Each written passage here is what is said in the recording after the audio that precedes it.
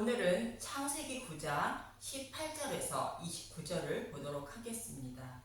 노아의 아들들. 방주에서 나온 노아에게 하나님은 생육하고 번성하여 땅에 충만하라 말씀하시고 산 동물을 먹거리로 주시며 핏째 먹지 말라 말씀하셨습니다. 산 동물은 제물로 드려지는 예수님을 상징합니다. 피는 대속 제물로 죽으시는 예수님을 모형하는 것으로 구약에서 제단에 드리는 제물은 예수님의 모형이므로 죄사함을 받지 못한다는 뜻으로 핏째 먹지 말라 말씀하시는 것입니다.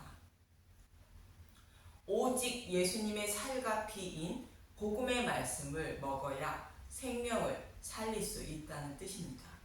그리고 생육하고 번성하라 말씀하신 것은 복음을 먼저 깨달은 노아가 복음을 모르는 자들에게 복음을 전하여 그들의 생명을 살려야 한다는 뜻입니다.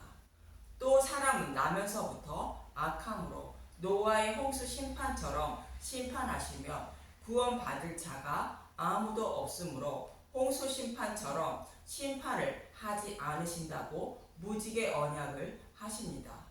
구름 속에 무지개를 두었다는 것은 성경의 말씀 속에 메시아 언약이 숨겨져 있다는 뜻으로 여자의 후손으로 메시아를 보내어 구원하신다는 메시아 언약의 말씀을 잊지 말라는 뜻이며, 이 메시아 언약을 믿고 살아가는 사람은 구원을 받고 믿지 않는 사람은 심판을 받는다는 뜻입니다.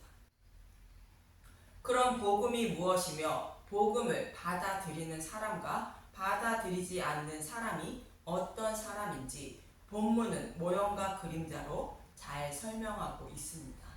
어떤 사람이 구원을 받고 어떤 사람이 심판을 받게 되는지 알아보도록 하겠습니다.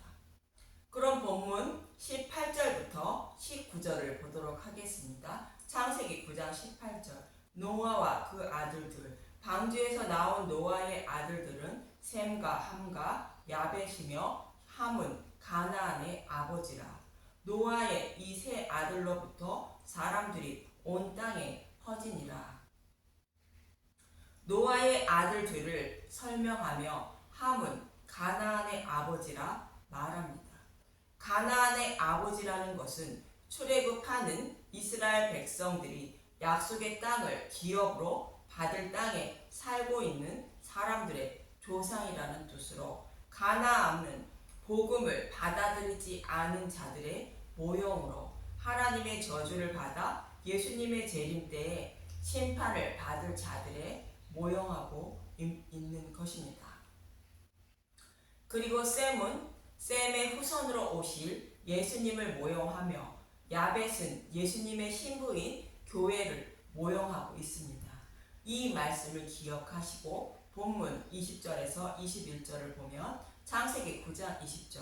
노아가 농사를 시작하여 포도나무를 심었더니 포도주를 마시고 취하여 그 장막 안에서 벌거벗은지라. 노아가 포도주에 취하여 벌거벗은 모습은 사람은 나면서부터 악하여 죄를 범할 수밖에 없는 저와 여러분의 모습을 말하는 것으로, 모든 인류는 노아의 홍수 심판처럼 심판받아 마땅함을 말해주고 있는 것입니다. 그리고 노아가 벌거벗었다는 것은 하나님 앞에 죄를 범했다는 뜻으로 아담과 하와처럼 선악과를 먹지 말라 말씀하신 하나님의 명령을 어기고 선악과를 먹음으로 자신들이 벗었음을 알게 된 것과 같은 의미로 의의 옷을 곧 가죽옷을 입지 못해 심판받아 마땅함을 말하는 것입니다. 창세기 3장 10절을 보도록 하겠습니다. 이르되 내가 동산에서 하나님의 소리를 듣고 내가 벗었으므로 두려워하여 숨었나이다. 아담과 하와가 죄를 범하여 하나님의 심판을 두려워하는 모습입니다. 또 다윗을 쫓던 사울도 심판받아 마땅한 자임을 이렇게 말씀하고 있습니다. 사무엘상 19장 22절에서 24절을 보면 사무엘상 19장 22절. 이에 사울도 라마로 가서 세구에 있는 큰 우물에 도착하여 물어 이르되 사무엘과 다윗이 어디 있느냐. 어떤 사람이 이르되 라마 나웃에 있나이다. 사울이 라마 나웃으로 가니라. 하나님의 영이 그에게도 임하시니 그가 라마 나웃에 이르기까지 걸어가며 예언을 하였으며 그가 또 그의 옷을 벗고 사무엘 앞에서 예언을 하며 하루 밤낮을 벗은 몸으로 누웠더라. 그러므로 속담에 이르기를 사울도 선지자 중에 있느냐 하니라. 죄인임을 모르고 다윗을 쫓던 사울에게 하나님의 영이 임하시니 벗은 몸으로 예언했다는 것으로 사울은 심판받아 마땅한 죄인임을 성경은 말해주고 있는 것입니다. 성령님이 임해야 자신이 벌거벗은 죄인임을 깨닫게 됩니다. 사울 왕은 심판받아 마땅한 죄인임을 말씀하고 있는 모습입니다. 그런데 사울 왕은 자신의 부끄러움을 덮어줄 예수님께 나아가지 않고 있다는 뜻입니다. 이처럼 노아가 포도주를 먹고 취하여 벌거벗었다는 것은 사람은 나면서부터 악하여 심판받아 마땅함을 말씀하고 있는 것입니다. 그럼 노아처럼 심판받아 마땅한 자들 중에 어떤 자들을 구원하고 어떤 자들을 심판하신다는 것인지 본문 22절부터 봅니다. 창세기 9장 22절. 가나안의 아버지 함이 그의 아버지의 하체를 보고 밖으로 나가서 그의 두 형제에게 알리매. 가나안의 아버지라는 의미는 서두에서 말씀드렸고 가나안은 함의 넷째 아들입니다. 창세기 10장 6절. 함의 아들은 구스와 미스라임, 붓과 가나안이요. 좀 어려운 말씀이지만 이스라엘 백성이 출애굽하여 가나안 땅을 기업으로 받는 모습을 연상하시며 들으시기 바랍니다. 가나안이 넷째 아들이라는 의미는 창세기 15장 16절에 4대 만해라는 말씀과 연관된 말씀입니다.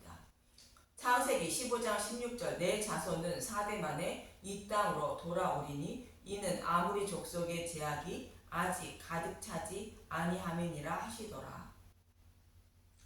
아브라함의 후손들이 이방에 객이되어 4대 만에 가나안 땅에 돌아온다는 말씀으로 이 말씀과 가나안이 함의 넷째 아들이라는 말씀과 동일한 의미를 담고 있습니다.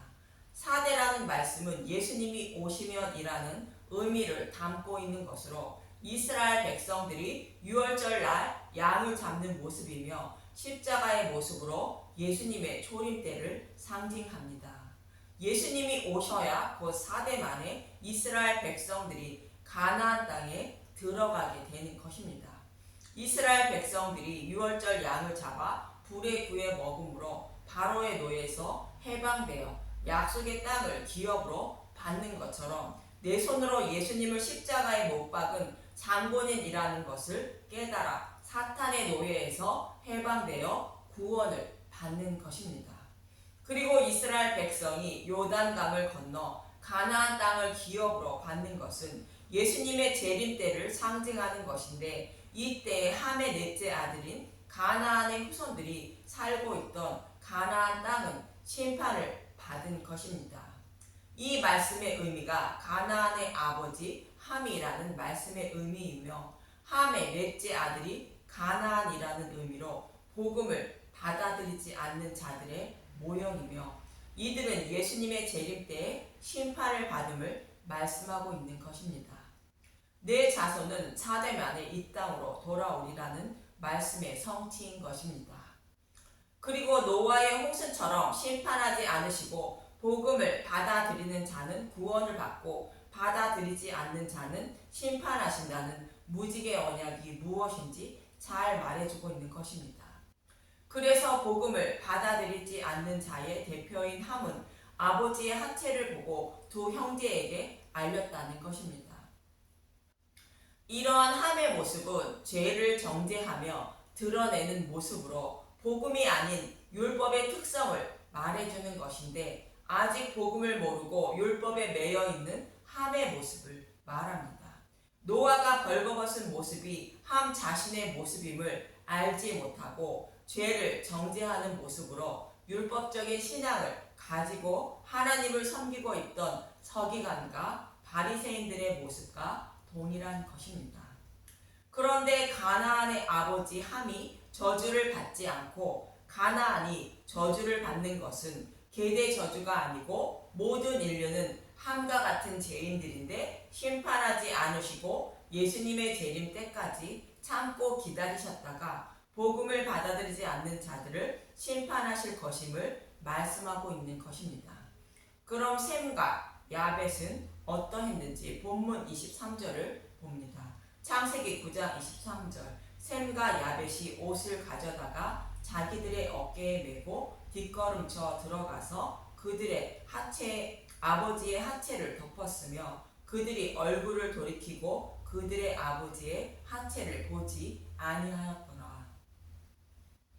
셈과 야벳은 아버지의 하체를 보지 않고 옷으로 덮어 주었다는 것입니다.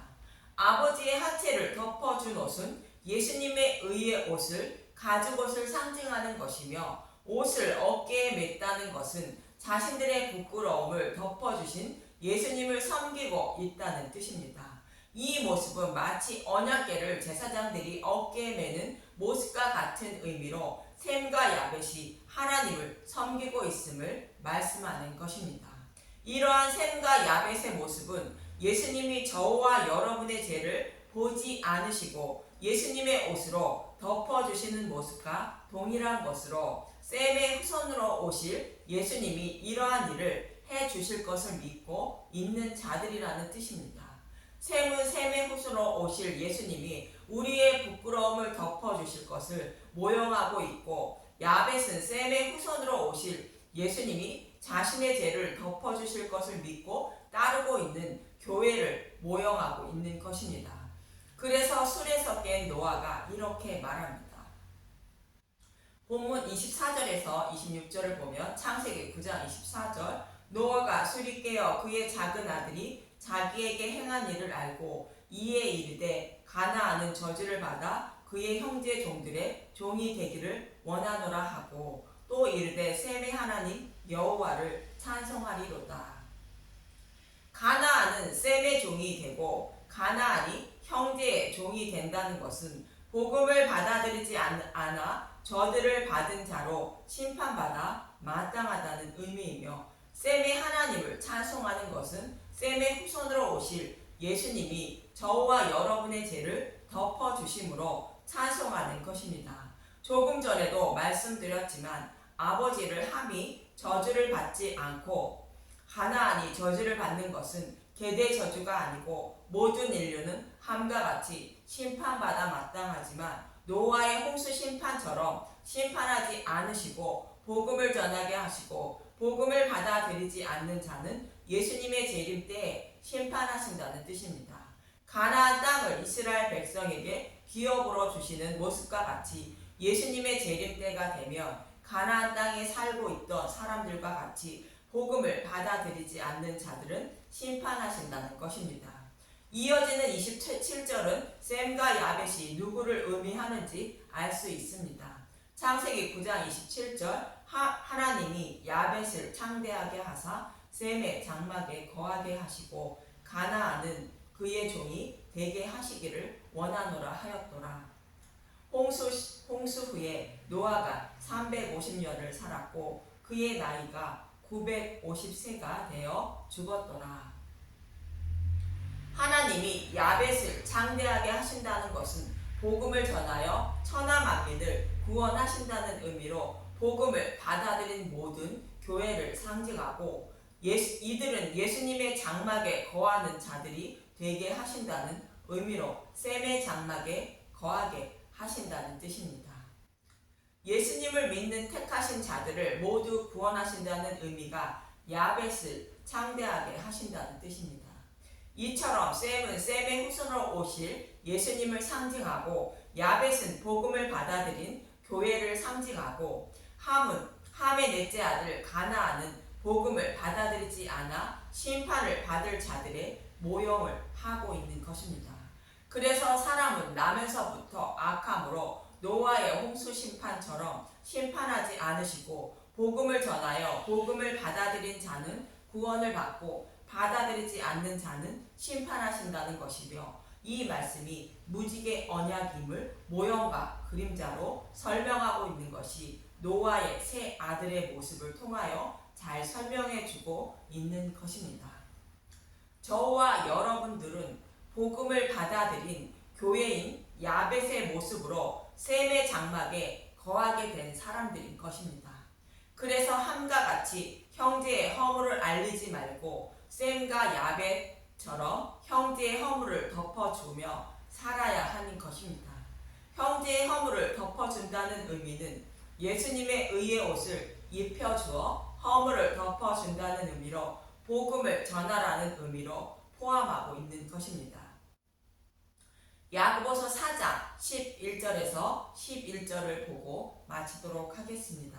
야고보서 4장 11절 서로 비방하지 말라. 형제들아 서로 비방하지 말라. 형제를 비방하는 자나 형제를 판단하는 자는 곧 율법을 비방하고 율법을 판단하는 것이라. 내가 만일 율법을 판단하면 율법을 준행자가 아니요 재판관이로다. 입법자와 재판관은 오직 한 분뿐이시니 능히 구원하시기도 하시며 멸하기도 하시느니라. 너는 누구이기에 이웃을 판단하느냐. 형제의 죄를 판단하는 것은 하나님 한 분뿐이라는 것으로 교회는 형제의 허물을 판단하지 말고 덮어주며 살아야 한다는 것입니다. 그런 저와 여러분이 되시길 간절히 소망하며 기도합니다. 감사합니다.